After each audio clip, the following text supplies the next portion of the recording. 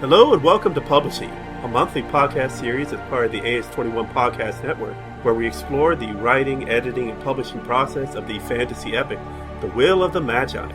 I'm your host, Keith F. Shovlin, publisher and chief creative of AS21 Publishing, and here as always is... Hello everyone, this is Paul Dickinson Russell, the author of The Will of the Magi. I hope you're all doing well, and thank you again for joining us. This is the May 2016 edition of the Publish Me podcast, Chapter 14, Crowdfunding Your Writing or Work. And we will have on today our guest, novelist Carolyn O'Neal. Now, but first, before we get into that, it's time for an update from Paul. Paul, I want to hear some good news. Is the writer's block gone?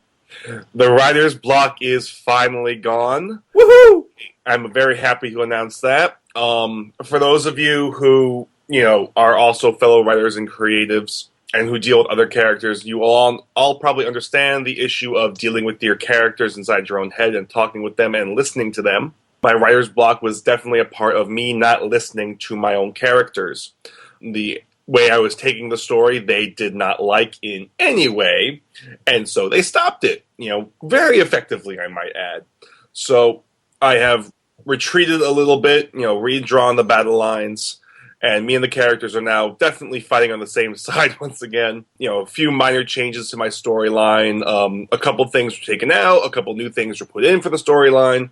One of the major things that I'm going to let everyone know is that I've been announcing that my thought process on how long the book would be, somewhere between the range of 300,000 and 350,000 words.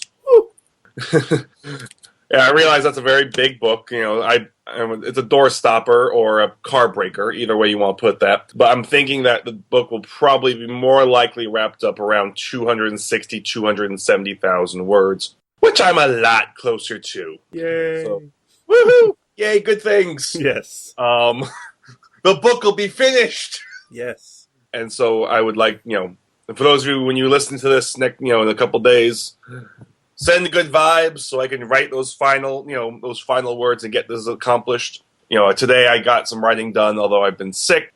Sick, foggy head does not do well for me in writing. So thank you all for your support and, continued good vibes.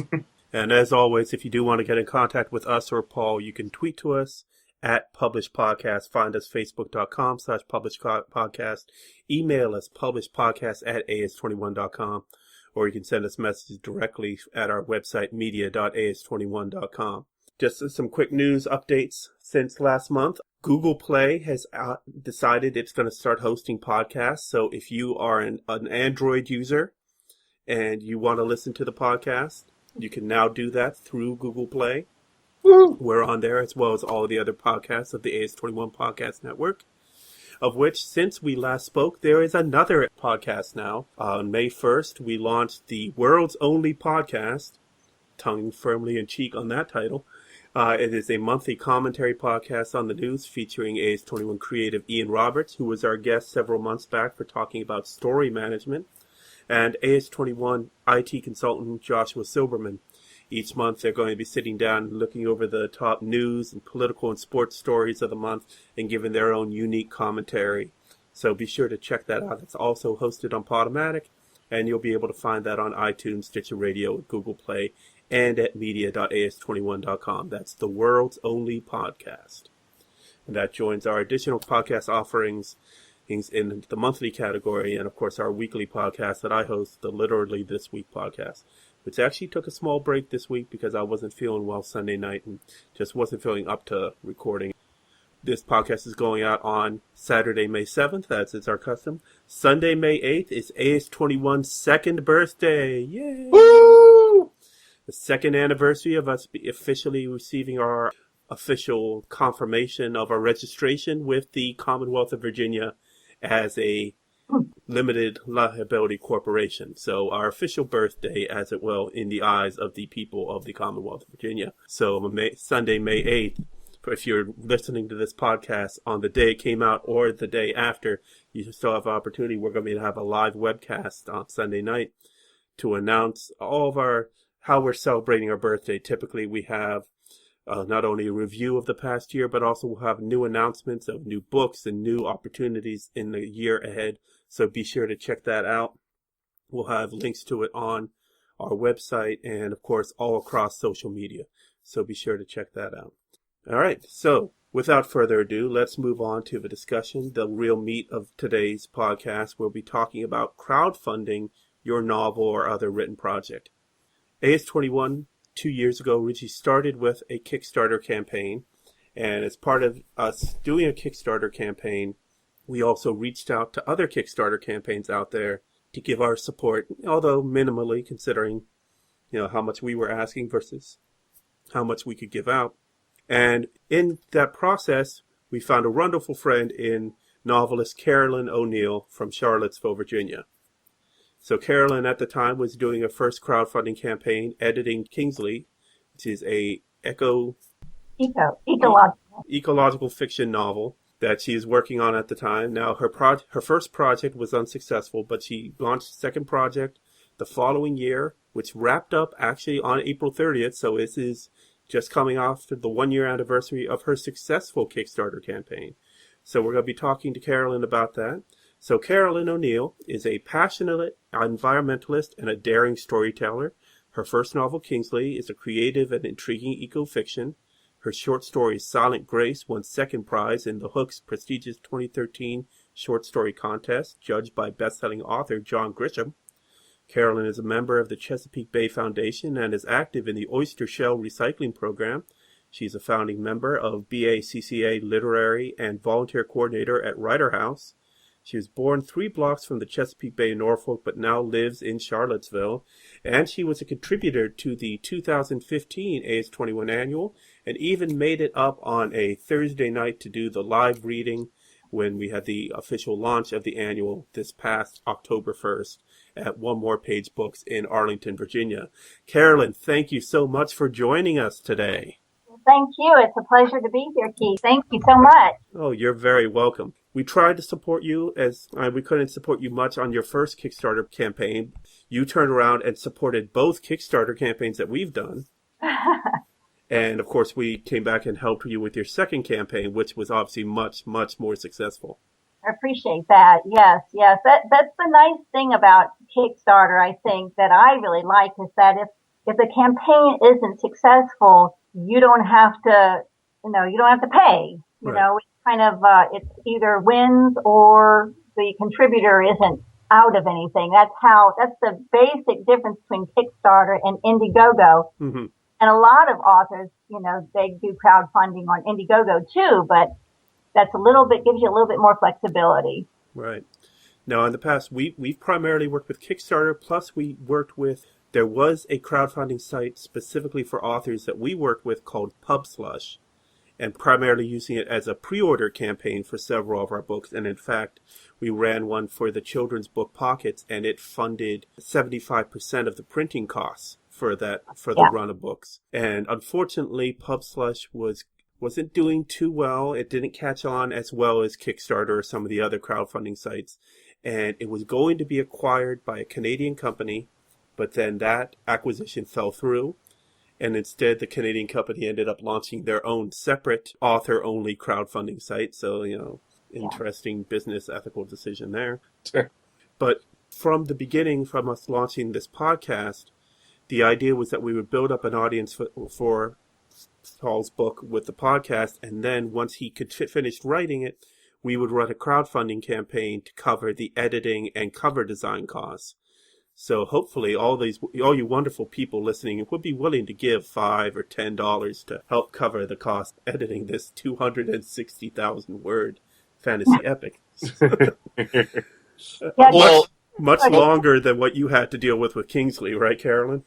Yeah. Mine was only about less than 90,000 words, but covers really matter. And so and I hired a graphic artist, and we went back and forth quite a bit on just getting that right tone of the cover, because it's eco fiction, but it's also speculative fiction, in that it goes into the future. And I actually was just at RavenCon last weekend, which is a sci-fi convention selling Kingsley, and So it has a wide audience. So trying to hit that balance with a wide audience. Right.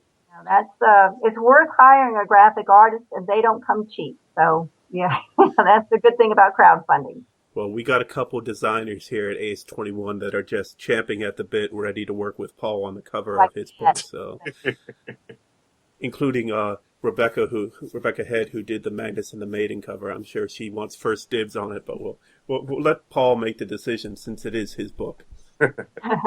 So, Carolyn, can you talk about your experience when you were first setting up your first campaign? Now, you've only done the 2 campaigns. Yeah.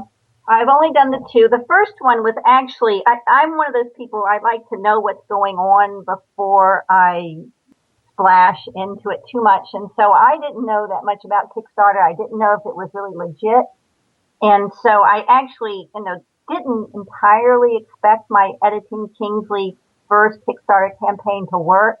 I even told family, don't even bother contributing, because I really mostly wanted to make sure that I understood how it worked before I went full bore with the quote unquote real campaign, which was my second campaign. And with my second campaign, I realized that, I'm good at a lot of things. I think I'm a very good writer, but marketing is not my specialty. So I hired, a woman named Bethany Carlson, who is a local Charlottesville woman. And she has a company called The Artist Partner. I highly recommend her, and she really helped me step through the process of crowdfunding this in terms of creating a timeline, because you need to start the crowdfunding like 6 months or so before you're actually going to publish, because there's a whole lot of work to do. And even before the crowdfunding started, we worked together for several months. I took people out to lunch.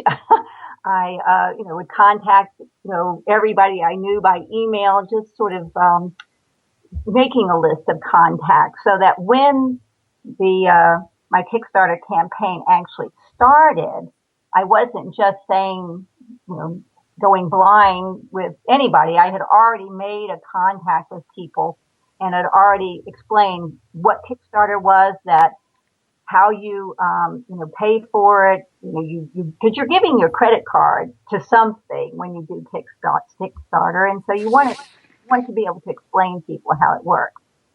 And so, that is, I think, one of the reasons that my second campaign was much more successful. It was really well planned. I even had a video shot, a book trailer that, was me talking to the camera about why I wrote this book, and that and so that was up on the web when I started the Kickstarter campaign, so that people had a very good sense of why I'm writing Kingsley, of the basic, very basic storyline, and so I think the main thing with Kickstarter is to prepare. Don't just one day think, I think I'll have a Kickstarter campaign. You have to do some legwork before you launch if you want it to be successful. And I ended up getting $5,000 from Kickstarter, which wasn't too bad, and that paid for editing.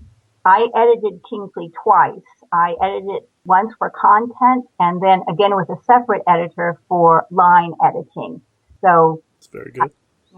I feel like and it's doing well. It's on Amazon, and it has a lot of positive reviews. And so I think that the buzz is growing with Kingsley. That's fantastic. Oh, and I'm going to add this month's episode of the Publishing Podcast is brought to you by Kingsley, a novel by Carolyn O'Neal. That's right. Available on Amazon. Yes. And in paperback, ebook, and audio at audible.com too. Oh, fantastic. There you go.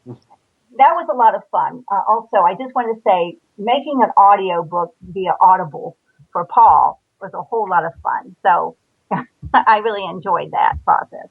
But that's a different podcast. Well, with us, and I've been saying for a while now, we've been building up our podcasting not only as help spread the word about our books and our authors here at AS21, but also so that we can build up our audio equipment so that we can move into doing audiobooks. Yeah. It really helps. There's a lot of people who just don't have the time to sit and read, but they travel a lot or whatever, and they love to listen to books. So I definitely suggest going audio. I found the whole Kickstarter process. Also, one thing Bethany said, and I think this is something for your listeners to know, is that launching a book is it's unlike anything else you're going to do in some ways, because you're really exposing yourself to the world. They're going to see your heart and soul. Well, if you run a Kickstarter campaign, you're opening that door a little bit before you actually launch the book. It gives you a sense of what it's going to be like to have people, asking you these questions. What's your book about? And because it's giving you money for your book. It's going to give you that feel, what it's like before you're actually launching. Right. So I think it's a good practice run. Oh, absolutely. It's building your audience before the book is finished. A lot of the books out there they're fortunate to have like either a celebrity author or someone who already has a proven track record. I mean, if you see Stephen King's got a book coming out in 6 months, you're going to be anxiously waiting for it. And if he dared to have to ask you for crowdfunding, I'm sure he would more than get the money. Yeah. But what happened with Anne Rice's book Prince Lestat? I mean, that one was sold out before it was released. Yeah. They were discussing that one. I mean, she didn't have to crowdfund it, but I mean, there were some discussions about how people weren't getting the books that they ordered on time because so many were ordered. Well, my son was Harry Potter's age during, the reign of Harry Potter, and I went to many, many Harry Potter parties where the lines were around the block. So I get that. Well, one thing that's our goal, right? Is to be there. Right. Well, one thing that's I guess it's the double-edged sword of doing the crowdfunding is you weren't working with a publisher.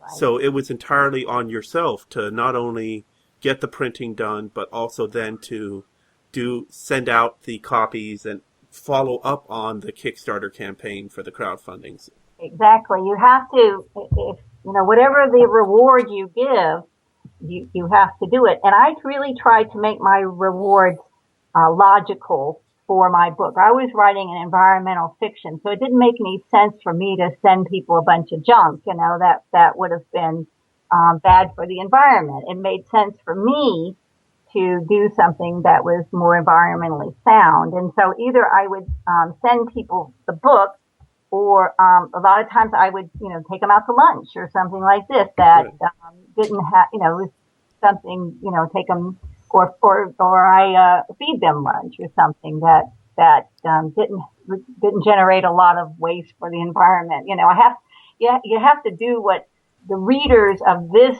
genre will be a logical reward. You wouldn't, give maybe a sword to somebody who is crowdfunding a romance novel or something like this, or, I think that, the rewards do need to be sort of logical. Right. I think that's really a nice little touch. Yeah, just for background for our listeners, your original Kickstarter campaign only had 4 rewards, $10 or more for a personal phone call of appreciation, $25 for invitation to a launch party, $100 for a signed copy, or $500 for your name in the acknowledgments.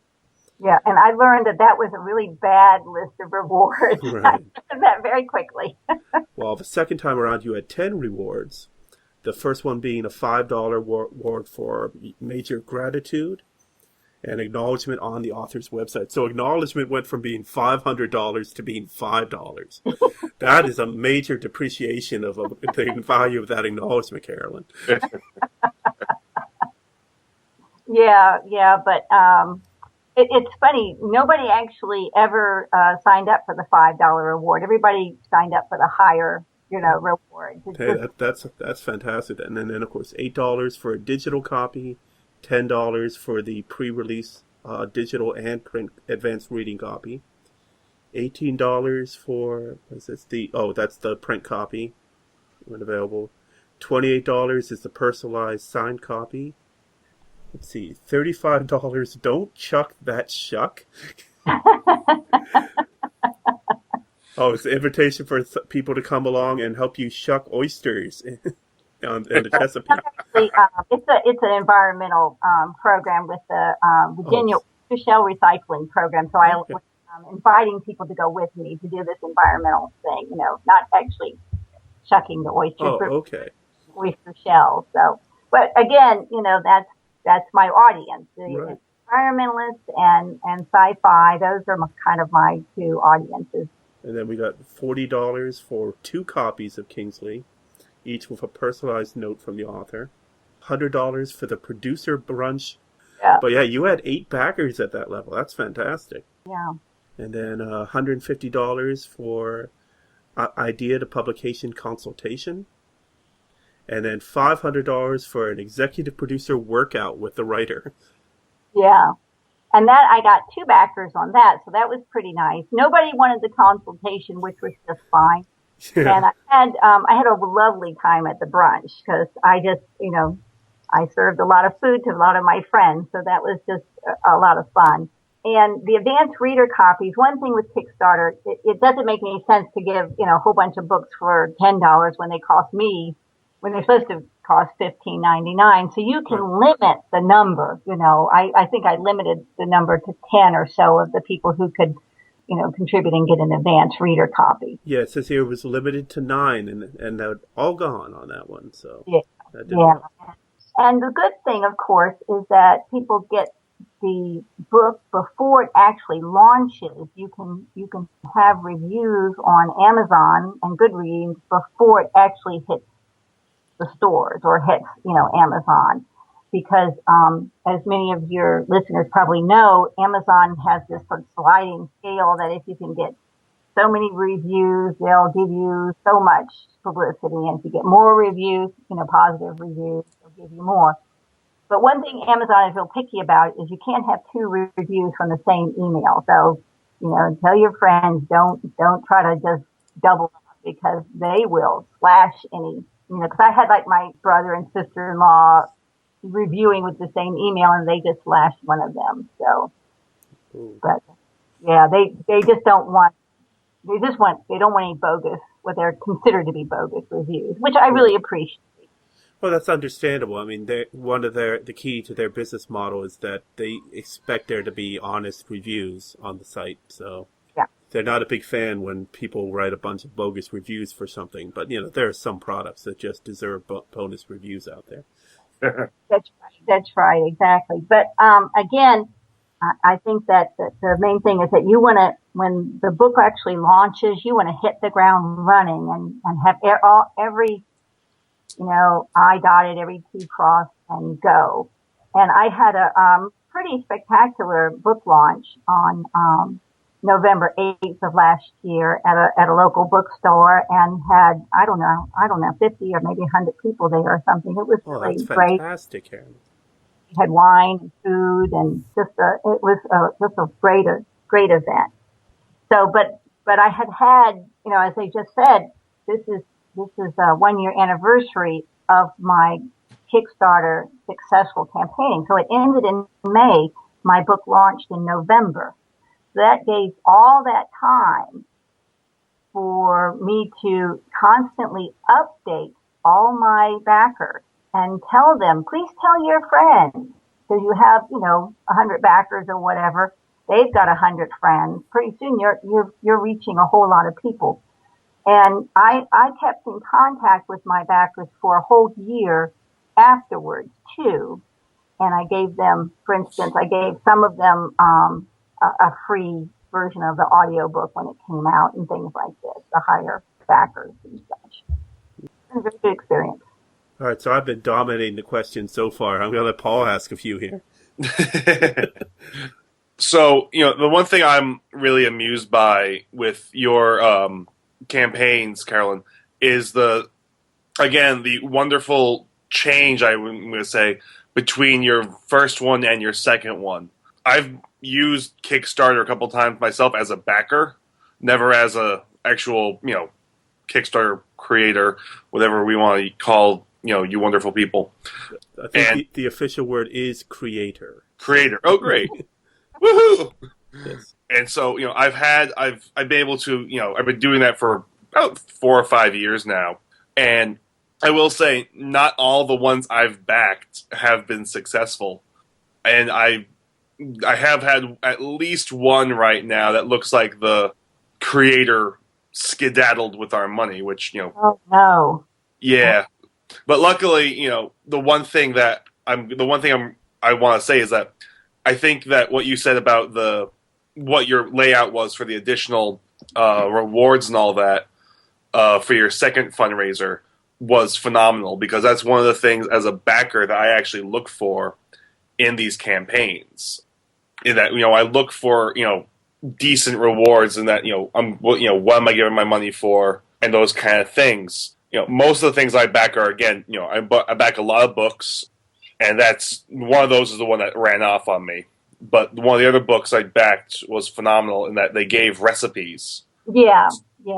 They gave a lot of food recipes to the readers, in the book itself, which was fun.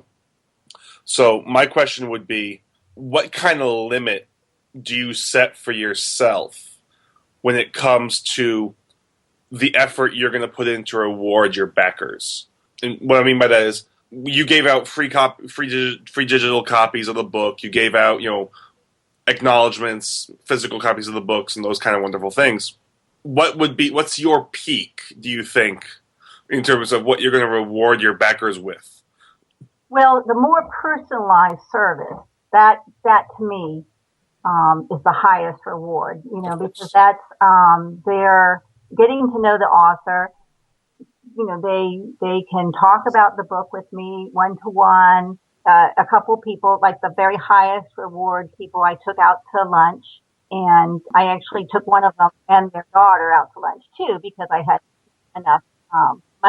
She had given me quite a bit of money, so that was the least I can do.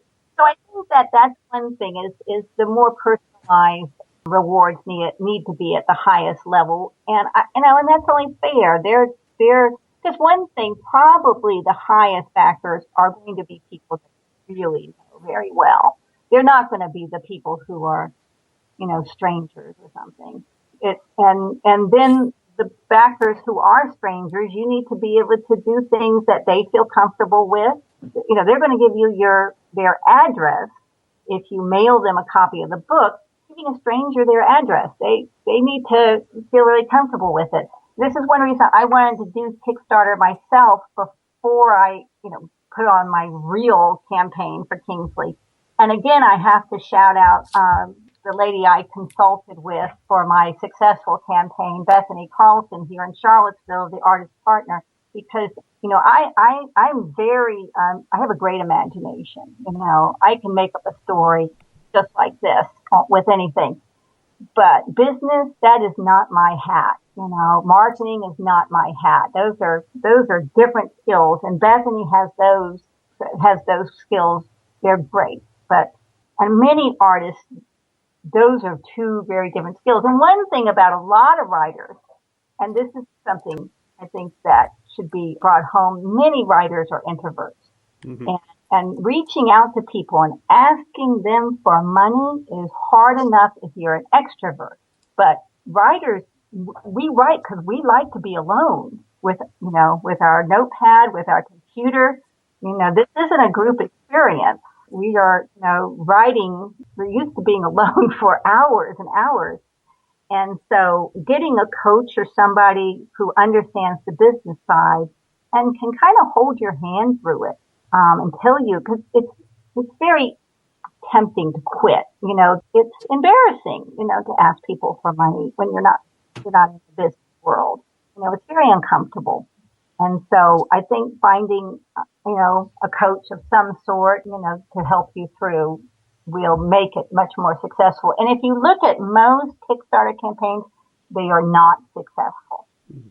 And especially for books, because there's just so many for books. Yeah, I think the stat, they will even be honest with it, and they put it out there, that's about 50-50 chance of success.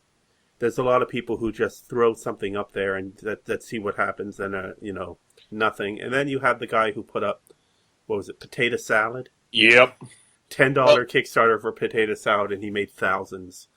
Well, it's, that's some of the stuff I've looked into and I follow Kickstarter. You have that guy. I think he raised well over $50,000 on a $10 Kickstarter, and then spawned others who, none of them did as well as he did. Then you have, like $55,492. Jesus. Well, how much potato salad did he have to make? I mean, did he actually have to make the potato salad? Yes, he had to make potato salad for all those people.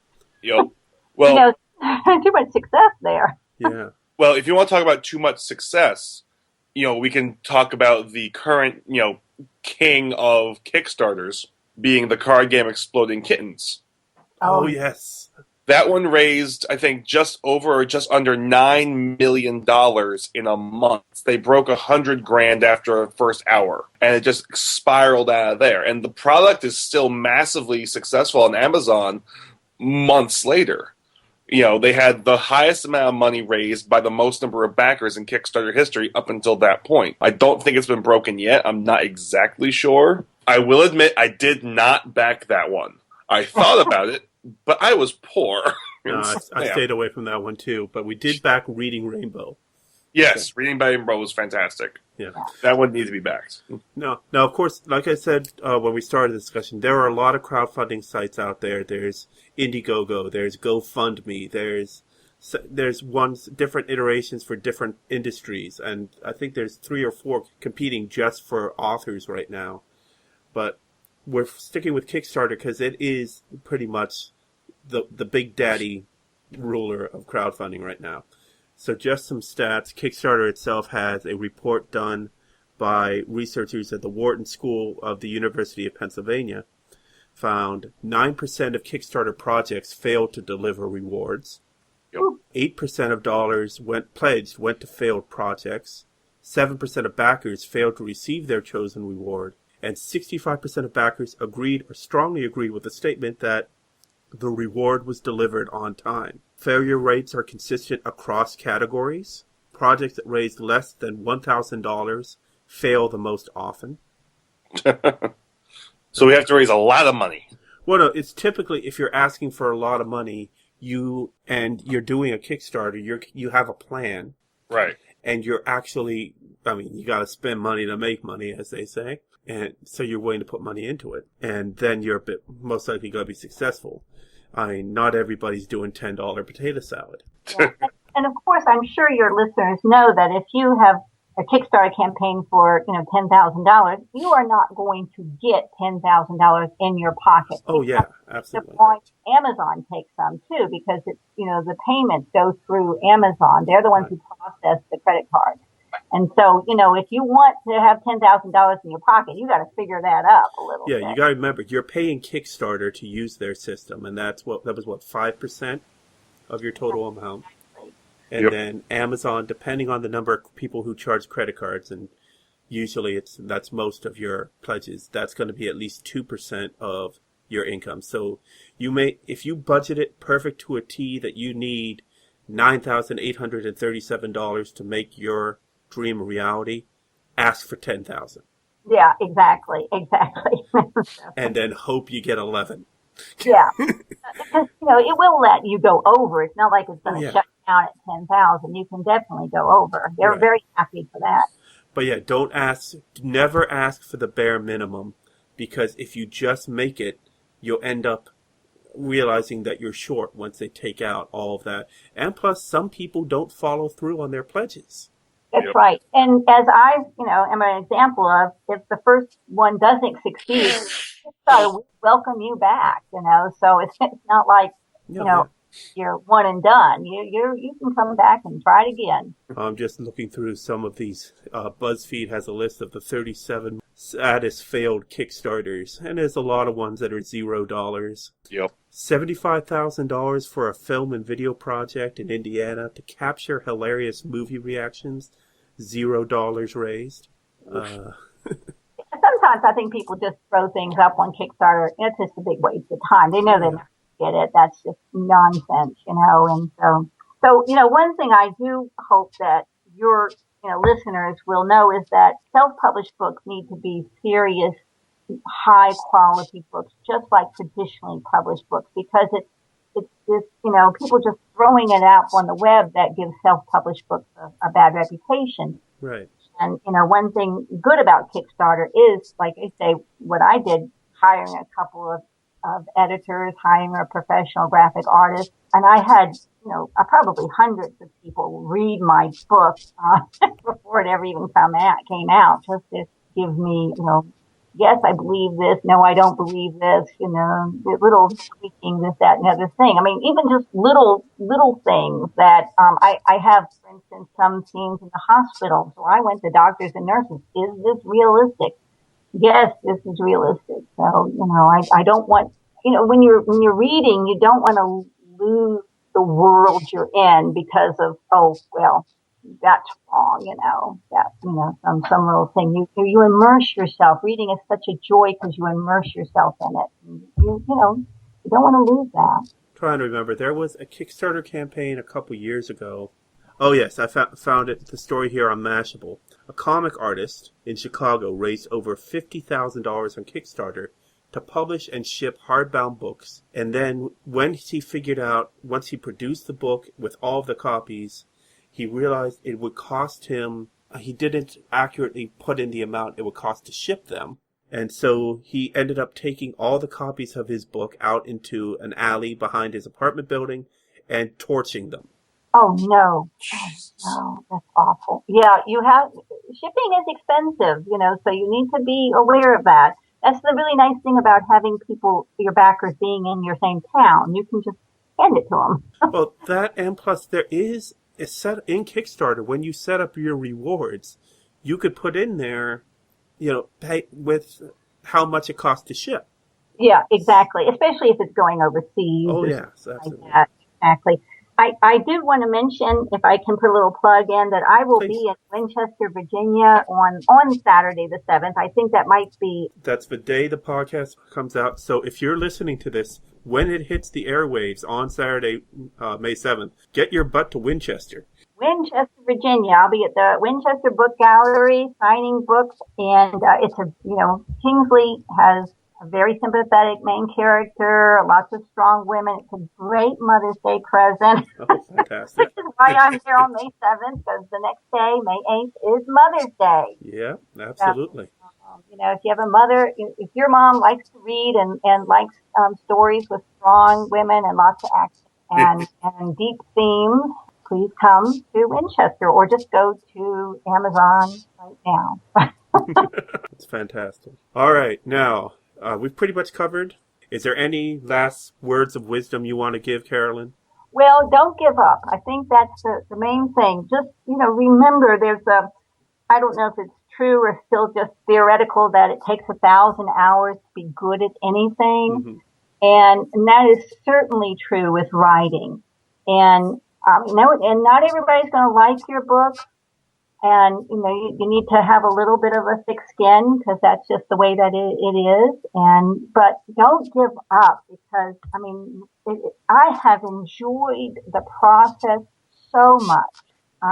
Like I say, I went to RavenCon in Williamsburg, Virginia, this great sci-fi convention, and I was hawking my book there, and I met the most fabulous people there, just last weekend. So, you meet so many wonderful people. So just stick to it. If you can, we're heading to the Virginia Comic-Con in Richmond in June. It'd be great if we could see you there. That would be terrific, yes. Comic-Con. We went to the one that they had this past February and had a great time there with James D. King, author of the sci-fi novella High First Contact. And we're planning on going back this June, and we haven't lined up our creative just yet. But yeah, we'll definitely be there. So if you can make it out, that'd be fantastic to catch up and say hi. I would love that. Richmond's only an hour away, and it's a great town. And mm-hmm. I will definitely look into that, because I just absolutely love these conventions. Yeah. And the costumes and just the art type of artists that are there, it's just really quite an experience, and quite different from the book fairs that we've been used to going to. So it is, and the people are so genuine. There's nobody better than sci-fi readers, I tell you. Sci-fi and fantasy, they have the best readers ever. So, honorable people, I could leave my table, leave my book on the table. Nobody ever bothered anything. It's just, if I had to run off to the bathroom or something like that, it was just a terrific group of people. So. Oh, that's fantastic. All right, Paul, any last questions for Carolyn? No, you guys covered pretty much everything. Oh, I'm sorry, Paul. I didn't mean to shut you out. That's all good. I'm very, again, as Carolyn said, we writers and creative types, we're introverts. We duck down and hide when other people are around. And anyone who knows me knows that's a very true statement. Yeah. Well, this just all goes to reiterate a statement I've been saying since we launched this endeavor that is AS21 2 years ago. You have the idea, you have the story, but that doesn't mean you have to do it alone. That's right. You really shouldn't, not to say that your work isn't good enough to go out there on its own, but don't you want an editor to look over it? Don't you want the best quality cover art? And don't you want to know you have somebody supporting you? So whether that be working with a wonderful company such as AS21 or having a successful crowdfunding campaign like Carolyn has with Kickstarter, you have supporters. You have people that believe in you and believe in your story, because that's the most important thing, is that story. Mm-hmm. So. Yep. I agree with that. Yep. All right, Carolyn O'Neal, thank you very much for joining us. Ladies and gentlemen, please pick up Kingsley, a novel now available on Amazon, in print and ebook, and as an audiobook from audible.com. Thank you so much. Thank you so much, Keith and Paul. This has been wonderful. Thank you. Thank you so much. It was wonderful meeting you and getting to talk with you, Carolyn. Good. All right, so that wraps us up, this May 2016 edition of the Publish Me podcast, Chapter 14, Crowdfunding Your Novel or Writing Project. We'll be back next month in June 2016. How did it come to that already, Paul? I don't ask me. I haven't been paying attention. All right, so for next month, we will be discussing multiple story arcs, being able to balance different flows of stories between multiple characters and keeping them all basically like plates spinning on sticks or balloons bouncing in the air. So we'll be discussing that. Juggling. Oh yes, juggling. That's the better example. Why didn't I just go straight to juggling? So we'll be discussing that next month. We will be at the Gaithersburg Book Festival on May 21st. I'll be there all day in beautiful Gaithersburg, Maryland. So if you come by the AS21 table, we will be there and you'll have a chance to contribute to the live recording.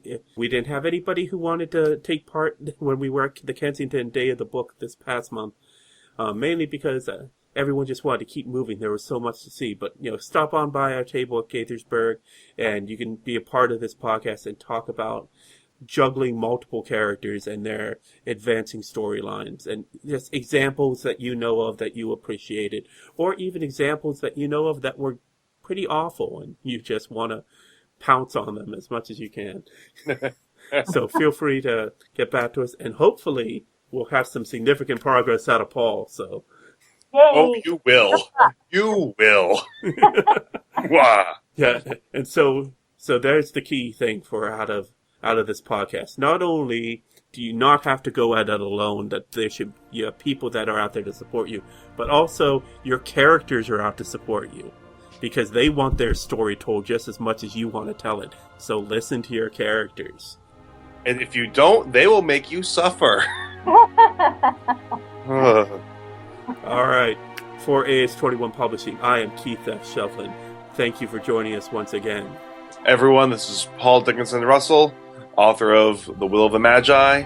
Thank you all so much. I hope you had a blast. Remember, where there are thoughts and ideas, there are stories. We'll see you next month. Copyright 2016, AS21 Publishing, LLC, all rights reserved. AS21 Publishing. What do you want your book to be?